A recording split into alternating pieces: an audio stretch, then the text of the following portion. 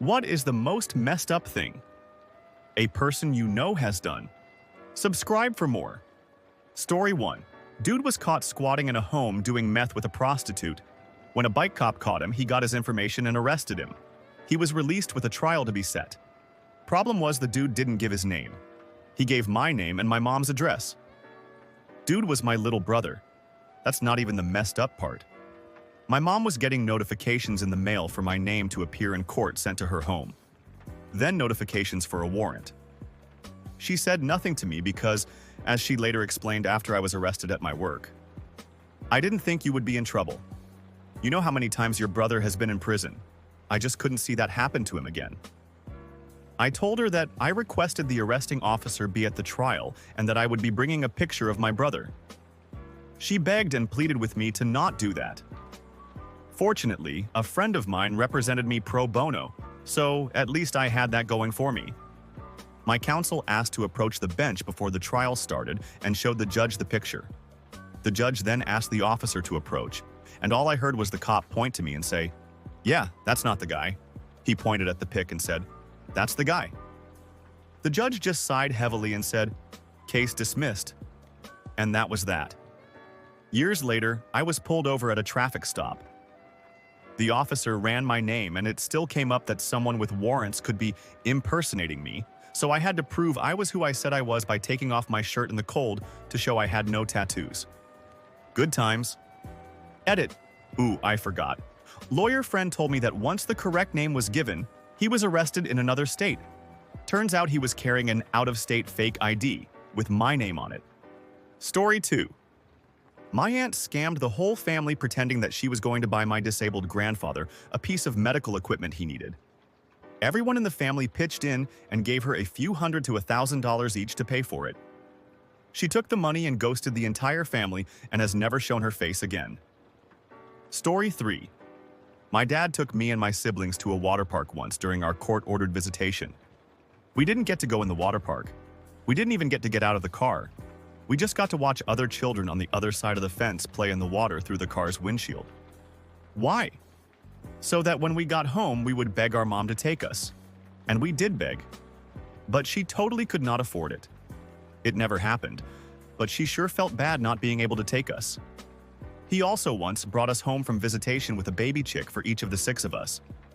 Again, just to mess with my mom, who could not in any sense allow us to keep 6 baby chickens in the 2-bedroom house we lived in through the generosity of our grandparents who were letting us live with them.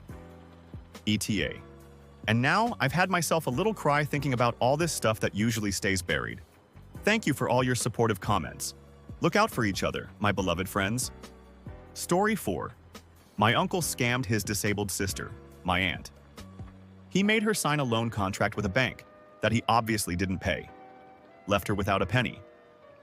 My dad had to take her in and sue his own brother on my aunt's behalf. Family dinners were not the same since then. Story 5. My cousin killed all 3 of her children and stuffed them in bins in her storage unit. She's doing life in prison. Last fall, my tax preparer ghosted me. I thought it was strange, thought he died or something. New tax preparer asked if I had Googled him. I hadn't. And when I did, I found out he disappeared because he was convicted as a pedophile in my town. Someone replied, "That second story." My dad befriended the anesthesiologist at my birth. For 14 years, they were friends. He'd buy my family's wine. They'd go out to dinner. But when I was 14, the guy and his wife ghosted my dad and stepmom shortly after they went out to dinner with them. Find out 7 years later, he and his woman partner, they were not married, it was a front, were arrested for human trafficking, prostitution, and tax evasion. She would go to Thailand and Vietnam, tell young women there she had a job for them, bring them back to the States, put them up in a luxury apartment, and have them be prostitutes under them. Story 6.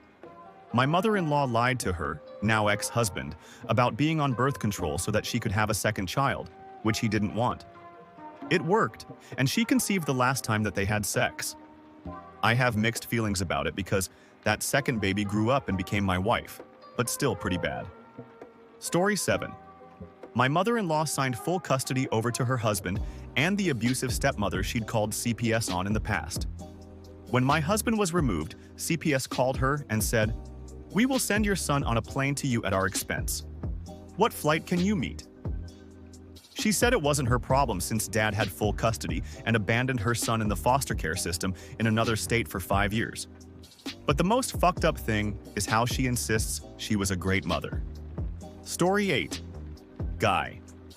I used to work with randomly was at this restaurant, grabbed a steak knife, walked up behind a dude, grabbed him across the forehead, pulled his head back and attempted to slit his throat. The guy grabbed the knife and his neck suffered only a small cut, but his pinky got off and had to be reattached. To my knowledge, once he got arrested, he just never talked. I don't even know if he went to prison or a mental institution. Story 9. I knew a girl growing up who killed her hamster by throwing it as hard as she could against a wall multiple times a day until eventually she broke its neck. The following 2 months, she would periodically dig its body up to look at it. She was messed up on many different levels, but I ultimately stopped talking to her when she got married and wrote me a letter about how awful I was because I expressed concern over her marrying a man she had known for only 6 months.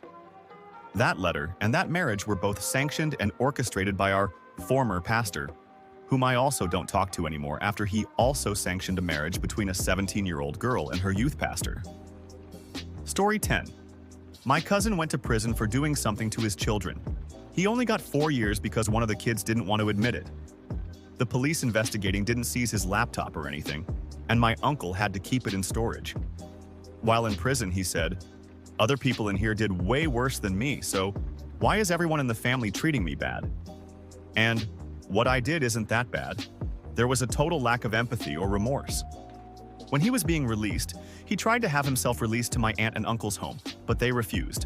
They had 9 grandkids, 2 of which were not to be in contact with him at all. It took a lot of fighting to have this overturned. He ended up in a place about 20 minutes away.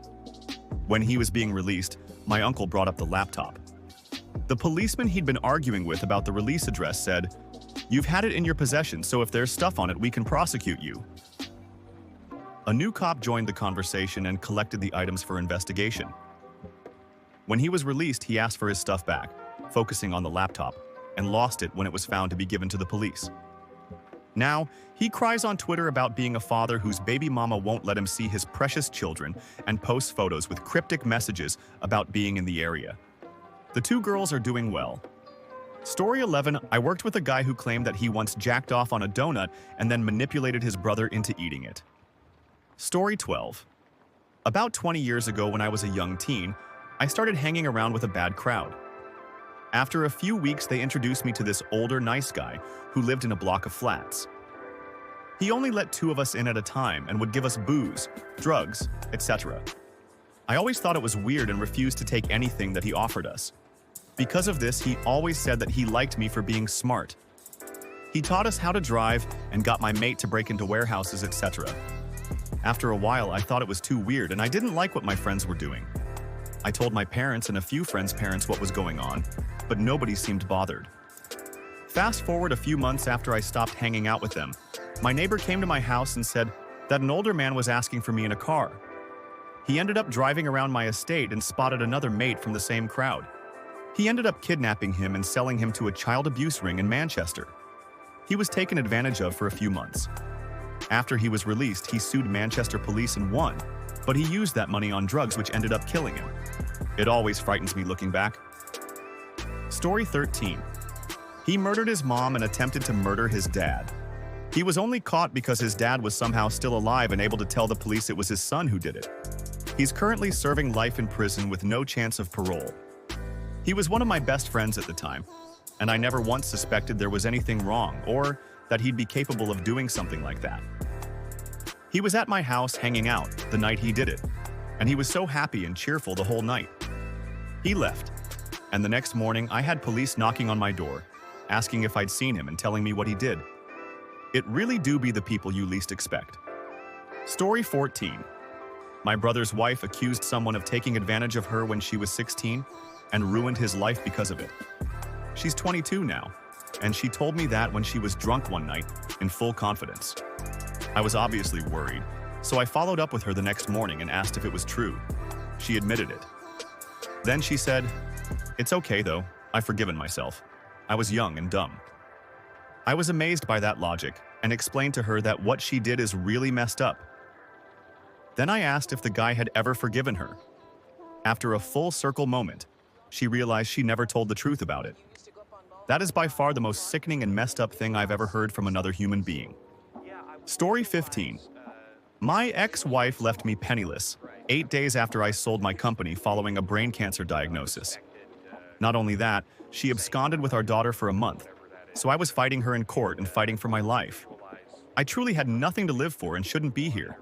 I had sold my means of making a living. She took almost $500,000 in cash and emptied every account we had. However, that was 2014. She's gotten fat, has a fat-ass boyfriend. I'm still alive, remarried, and my daughter lives with me. Virginia law said I couldn't go after her for the money because it was in joint accounts and cash, much of it not claimed on taxes. Careful who you count as dead. Sometimes we are too mean for the devil to take us. If you like stories like these, please make sure to like and subscribe for more. If you have any opinions on these stories, let me know what you think in the comments below. I hope you all enjoyed today's story time, and I hope to hear from you all soon.